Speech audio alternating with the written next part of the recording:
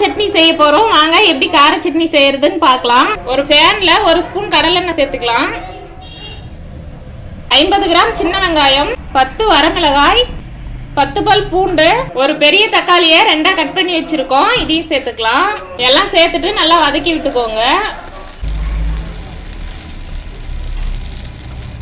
செலவுகள்லாம் நல்லா வதங்கிருச்சு. ஒரு அரை நெல்லிக்காய் சைஸ் புளி வந்து எடுத்துருக்கோம். சேர்த்துட்டு நல்லா ஆற வச்சு அரைச்சி எடுத்துக்கலாம்.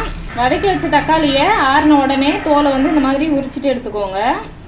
இப்போ வதக்கி வச்சிருந்த செலவெல்லாம் ஒரு மிக்சி ஜாடிக்கு மாற்றிட்டு நம்ம அரைச்சி எடுத்துக்கலாம்.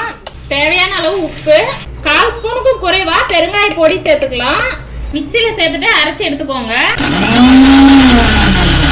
கார சட்னி வந்து இந்த மாதிரி நல்லா நைஸாக அரைச்சி எடுத்துக்கோங்க. இப்போ வந்து தாளிப்பு ரெடி பண்ணிடலாம். 1 ஸ்பூன் எண்ணெய் சேர்த்துக்கலாம்.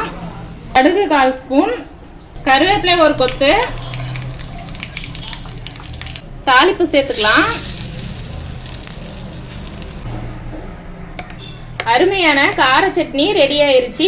இட்லி, தோசை, பணியாரம்னு எல்லாத்துக்குமே ரொம்ப டேஸ்டா இருக்கும். இந்த கார சட்னியை ஒரு முறை செஞ்சு பாருங்க.